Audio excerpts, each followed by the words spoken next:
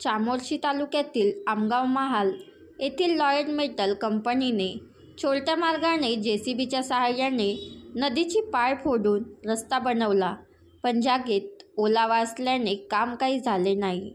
नवीन शकल लढवीत शेतक याच्या नावाचा वापर करून नदीपात्रातील सातबारा काढून त्या जागेव्यतिरिक्त दुसऱ्याच 5 एकर शेतातील 2100 ब्रास अवैध रेती मनमर्जीप्रमाणे उपसा करून साठवणूक करण्यात आली असून शासनाच्या नियम व अटीचे पालन न करता सर्व नियम धाब्यावर ठेवून अधिकारी, कर्मचारी व ठेकेदार यांनी संगनमताने केले असून स्वतःच्या आर्थिक फायद्यासाठी केले असून शासनाच्या लाखो रुपये बुडविण्यावर कारवाई करण्यात यावी अशी मागणी सुभाष कोठारे, ग्रामपंचायत सदस्य आमगाव महाल, धिवरू कोटरंगे, प्रभू सोनुले, प्रभाकर जुवारे, गिरीधर माहुर्ले, अजय सोनुले, शत्रुघ्न माहुर्ले या शेतकऱ्यांनी कायदेशीर कारवाई न झाल्यास आंदोलनाचा इशारा दिला आहे।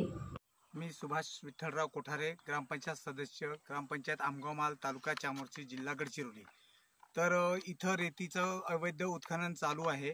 या अवैध उत्खननामध्ये शेतकऱ्याची शेती दाखवून काही कंत्राटदार त्याला समोर करून खूप मोठ्या प्रमाणात रेतीचं उत्खनन करतायत आणि काही मोठ्या अधिकाऱ्यांना हाताशी घेऊन, कर्मचाऱ्यांना हाताशी घेऊन तालुका कृषी विभागाचे अधिकारी शेतामध्ये रेती नसताना सुद्धा त्यांनी रेती दाखवून नदीच्या मधोभागामध्ये मोजणी विभागांनी मोजणी करून तिथं लेआउट टाकला। त्याच्याही पलीकडं त्यांनी खूप मोठ्या प्रमाणात जवळजवळ 5 एकरामध्ये त्यांनी उत्खनन केला आणि खूप मोठ्या प्रमाणात शासनाचा लाखो रुपयाचा महसूल स्वतःच्या आर्थिक फायद्यासाठी बुडवून टाकलेला आहे। तरी त्या सर्व अधिकाऱ्यावर कायदेशीर कारवाई करून फौजदारी गुन्हा दाखल करण्यात यावा एवढीच अशी आमची गावकऱ्यांची अपेक्षा आहे।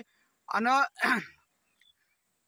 ज्या शेतकऱ्यांना जो मोबदला भेटायला पाहिजे तो मोबदला वगैरे काही भेटला नाही किंवा कोणाला म्हणजे त्याच्याबदले काहीच असा दिलेला नाही त्यांनी, तर सगळ्या हे जे म्हणजे अधिकारी आहेत, अधिकारी वर्ग, या सगळ्या अधिकारी वर्गावर कायदेशीर कारवाई करून फौजदारी गुन्हा दाखल करावा। कारण अशा खोट्या मोजण्या करणाऱ्या अधिकाऱ्याला तर कारवाई व्हायलाच पाहिजे। आणि जे तालुका कृषी विभागाचे जे अधिकारी आहेत, शेती नसताना सुद्धा सुपीक शेती अजून पुन्हा याच्यात पिकामध्ये येण्यासाठी दाखवून खोट्या अशा खोटे पत्र व्यवहार करून खोटी माहिती देऊन शासनाची फसवणूक केलेली आहे। तरी या सर्व अधिकाऱ्यावर कायदेशीर कारवाई होण्यात यावी अशीच आमची सगळ्या गावकऱ्यांची अपेक्षा आहे। बनवण्यात आलेला आहे हा रस्ता जो जात आहे, हा इकडे गावाच्या तिकडे निघणार आहे मेन रोडला।